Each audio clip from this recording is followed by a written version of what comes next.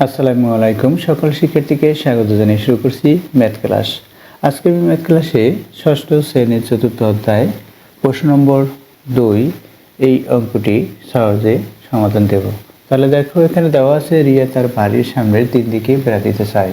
বাগানের 3 দিকের দৈর্ঘ্য যথাক্রমে 15 মিটার, 13.5 মিটার এবং 12.3 মিটার। বেড়াতে রিয়ার মিটার প্রতি 75.75 টাকা খরচ হয়। রিয়া মোট কত মিটার বেড়া দিবে সেটা আমাদের বের করতে হবে। অর্থাৎ এই সংখ্যাগুলোর 3 দিকের দৈর্ঘ্যর এটা আমরা যোগ করব। তাহলে দেখো কিভাবে করতে হয়। দেওয়া আছে বাড়ির সামনে 3 দিকের দৈর্ঘ্য, লিখি নম্বর ক। দেওয়া আছে বাড়ির সামনের 3 দিকের দৈর্ঘ্য যথাক্রমে 15 মিটার, আমি সংক্ষিপ্ত লিখলাম 13.5 মিটার ও 12.3 মিটার। অতএব যেহেতু কত মিটার বেড়া দিতে চাই সেটা যদি আমরা বের করি, তাহলে এই দৈর্ঘ্য 3 দিকের দৈর্ঘ্যকে আমাদের যোগ করতে হবে।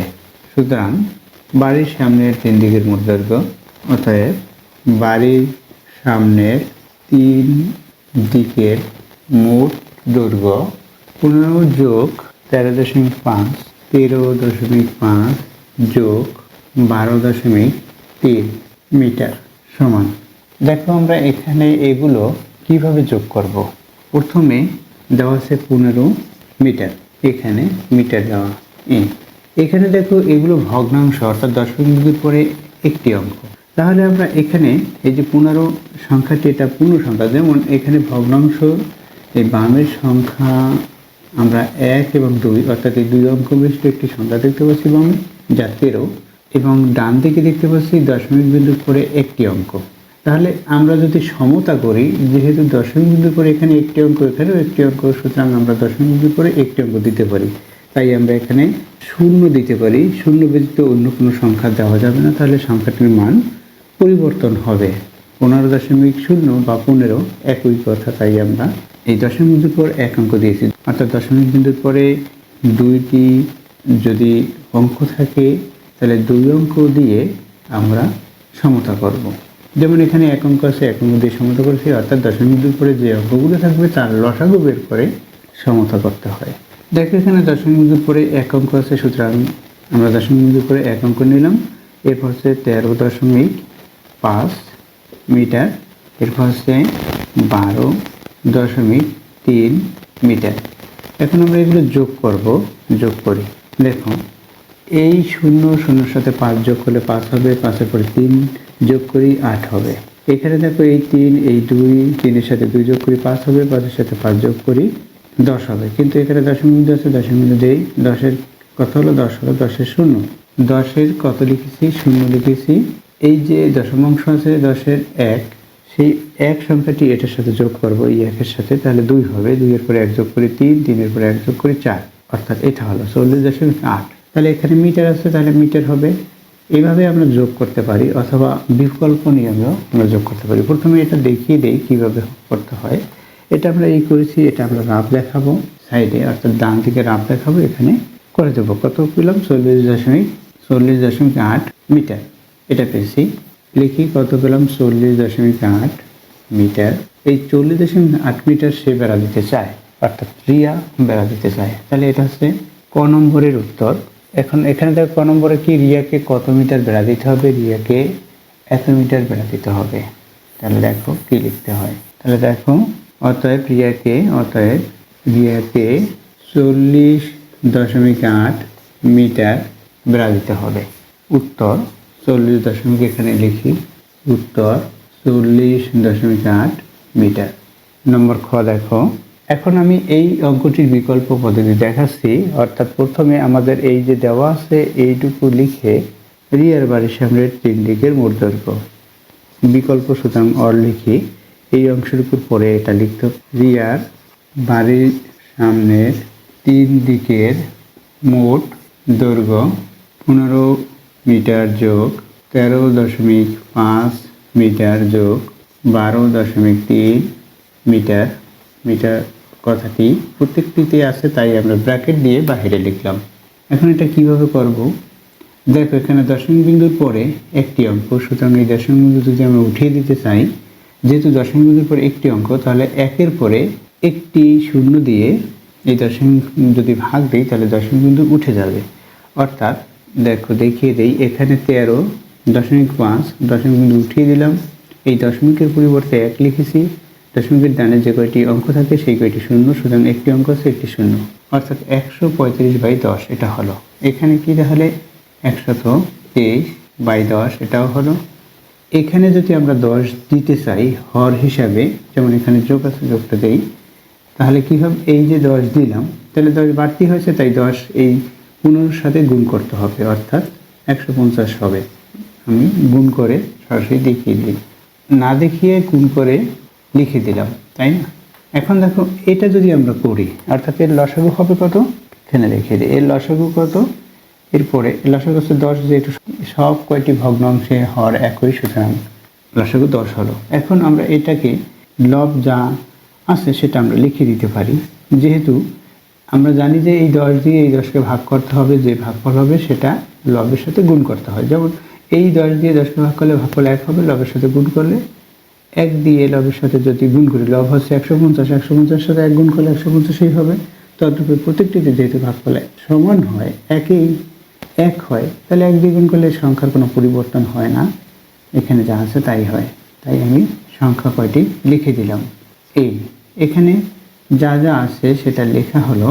এখন এগুলো যোগ হবে, এখানে মিটার আমি লিখে রাখলাম, এগুলো যোগ করে 10 দিয়ে ভাগ দিলে যেটা হবে সেটা উত্তর। দেখো এটা যদি আমরা যোগ করি, 3-এর সাথে 5 যোগ করি 8 হবে, 8-এর সাথে 0 যোগ করলে 8 হবে, 2-এর সাথে 3 যোগ করি 5, 5-এর পরে 5 যোগ করি 10, 10-এর 0 হাতে 1, এটার সাথে যোগ করি 2, 2-1 3, 1 4, এটা হলো 10।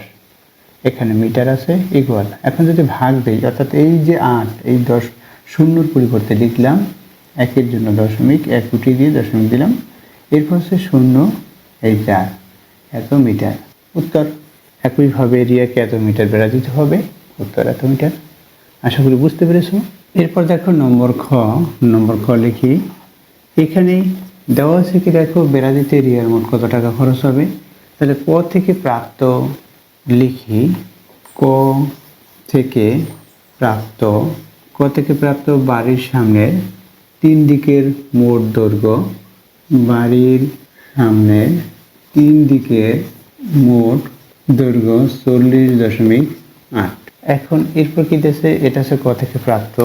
এরপর দিয়েছে বেড়া দিতে রিয়ার মিটার প্রতি 75.75 টাকা খরচ হয়। এখানে 75.75 টাকা যে খরচ হয়, প্রতি বলতে 1 মিটার, অর্থাৎ 1 মিটারে খরচ হয় এত টাকা, অর্থাৎ 40.8 মিটারে কত টাকা খরচ হবে, বেশি হবে, গুণ হবে। তাহলে দেখো লিখি, এটা কিন্তু দেওয়া আছে, তাহলে ক থেকে প্রাপ্ত এটা দেওয়া আছে, প্রতি মিটার বেড়া দিতে খরচ এত টাকা। দেখো প্রতি বলতে 1 বোঝায়, সুতরাং আমরা লিখব 1 মিটার।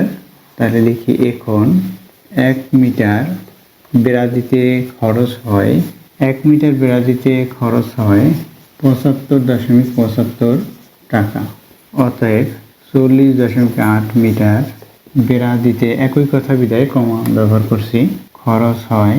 এখন এখানে কি হবে, এখানে দেখো 1 মিটারে খরচ হচ্ছে এত টাকা, এখানে বেশি অর্থাৎ বড় সংখ্যা, অর্থাৎ 40.8 মিটার, একের চেয়ে এটা বড় বিধায় অর্থাৎ বেশি বিধায় সংখ্যাটি এখানে গুণ হবে। সুতরাং এটা লিখে, অর্থাৎ 75.75 গুণ 40.8 টাকা। টাকার জন্য এখানে টাকা আছে, কমা চিহ্ন ব্যবহার করলাম। এখন আমরা গুণ করব। কিভাবে গুণ করতে হয় দেখো, এখানে 40.8, এখানে 75.75, এটাকে আমরা গুণ করব। তাহলে দেখো লিখি, 75.75 গুণ 40.8 গুণ করি, মনে করি এই দশমিক বিন্দু নেই, সেভাবে গুণ করব। 5-টা 40-এর 0 লিখলাম, 40-এর এই শূন্যটি লিখেছি, হাতে 4, 7-টা 56 আর 4, 57, 58, 59, 60, 60-এর 0 লিখি, 60-এর কত লিখেছি, এই শূন্যটি লিখেছি, এই 6 হাতে আছে। এখন 8 দিয়ে এটাকে গুণ করব। দেখো এখানে যা হচ্ছে সেই একইভাবে এখানে 6 শুধু যোগ হবে, 5 আটা 40 আর 6 46, 46-এর 6, 46-এর লিখেছি 6 লিখেছি, এটা হাতে 4 আছে, 7 আটা 56 আর 4 60, 7 আটা 56, 8 4 60 হলো, 60 লিখি।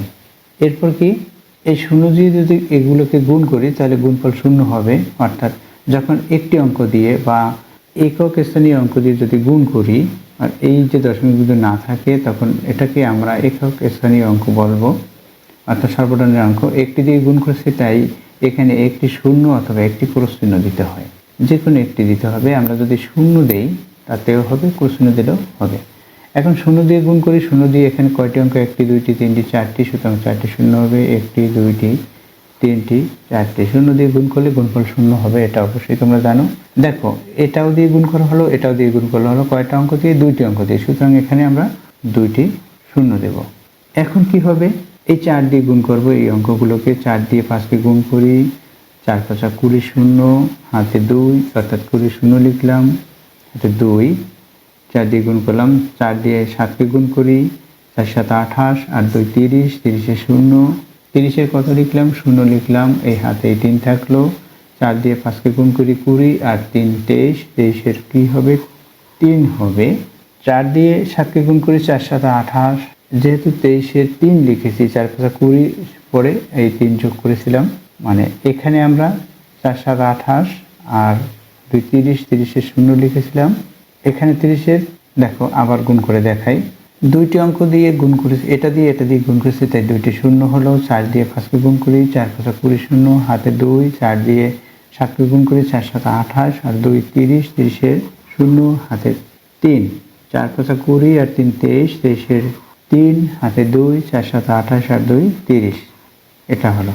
এখন আমরা যোগ করব, যোগ করি, এখানে শূন্য, এখানে শূন্য, এখানে কত হয় 6, এখানে শূন্য, এখানে 6 আর 3 9, এখানে শূন্য, এখানে 3। এখন কোথায় দশমিক বিন্দু পড়বে সেটা আমরা হিসাব করি। এখানে দশমিকের পরে কয়টি অঙ্ক আছে দেখো, এখানে 2টি আর এখানে 1টি, অর্থাৎ 3টি মোট অঙ্ক আছে। এভাবে দশমিকের পরে যে কয়টি অঙ্ক থাকে আমরা সেই কয়টি ডান দিক থেকে অঙ্ক বাদ দিয়ে আমরা দশমিক বিন্দু দেবো। দেখো এখানে 1 2 3 3টি অঙ্ক আছে, সুতরাং এই 3টি অঙ্ক ডান দিক থেকে বাদ দিয়ে এখানে দশমিক বিন্দু দেবো, অর্থাৎ এখানে 3টি অঙ্ক থাকে 1 2 3, 1 2 3, 3টি অঙ্ক বাদ দিয়ে আমরা এখানে দশমিক বিন্দু দেবো। এখানে দশমিক করে আমরা এখানে দশমিক দিতে পারি, আবার না দিলেও হয়। এখানে যে গুণ করেছি গুণফলের শেষে আমরা যদি দশমিক বিন্দু দিই তাতেও হবে। এটা তো রাফ করেছি, এখানে আমরা রাফ লিখে রাখবো। এই অংশটুকু আমরা ডান থেকে করব। দেখো কত পেলাম, 3090.600, 3090.600 এভাবে পেলাম। অর্থাৎ এই যে দশমিক বিন্দুর পরে শুধুমাত্র 3টি অঙ্ক দেখতে পাচ্ছি, এখানে 0 0, এই 0 0 বাদ দিয়ে আমরা লিখতে পারি, অথবা একটি শূন্য বাদ দিয়ে লিখতে পারি। এত টাকা, এখানে টাকা হলো দশমিক বিন্দুর পরে 2 অঙ্ক রাখলে, মানে শতাংশ হিসাবে রাখতে হয়, অর্থাৎ দশমিক বিন্দুর পরে 2 অঙ্ক রাখতে হয়। 3000 অর্থাৎ 3090.600 টাকা শতাংশ হিসেবে রাখতে হয়, তাই দশমিক বিন্দুর পরে 2 অঙ্ক রাখতে হবে। আশা করি বুঝতে পেরেছো। উত্তর কত হলো, উত্তর এটা হলো। রিয়ার এখানে দেখো প্রশ্নে কি দেওয়া আছে, বেড়াদিতে রিয়ার মোট কত টাকা খরচ হবে, রিয়ার এত টাকা খরচ হবে। তাহলে আমরা উত্তর কি লিখবো, উত্তর লিখবো রিয়ার মোট খরচ হবে 3090.60 টাকা। দেখো এখানে 3090.60 টাকা অর্থাৎ 60 পয়সা। এখানে এই যে পয়সা না দিয়ে সে দিতে পারে 3091 টাকা, অথবা 3090 টাকা, 60 পয়সা কম দেবে। কারণ এখানে তো অবশ্যই যে অংশটুকু অর্থাৎ 60 পয়সা খুচরো না থাকায় সে দিবে কত, 3090 টাকা অথবা 3091 টাকা, যে কোনো একটি টাকা দিবে সে। দোকানদার যদি 1 পয়সাও কম না নেয় তখন তাকে অবশ্যই রিয়াকে 40 পয়সা ছেড়ে দিতে হবে, অর্থাৎ 3091 টাকা দিতে হবে। অথবা যদি দোকানদারকে কম দিয়ে অর্থাৎ 60 পয়সা কমে যদি দিতে হয় তখন 3090 টাকা হবে। আশা করি বুঝতে পেরেছ কিভাবে উত্তরটি লিখতে হয় এটা তোমাদের জন্য অতিরিক্ত বললাম। এর কারণ হচ্ছে এত টাকা দিতে হবে এটা তো আমরা বুঝতে পেরেছি, কিন্তু রিয়াকে ওই দোকানদারকে বুঝিয়ে দিতে হবে যে আমি এত পয়সা দিব না। আশা করি বুঝতে পেরেছো অঙ্কটির সমাধান কিভাবে করতে হয়। এতক্ষণ ম্যাথ ক্লাসের সাথে থাকার জন্য সকলকে ধন্যবাদ জানিয়ে আজকের মতো বিদায় নিচ্ছি।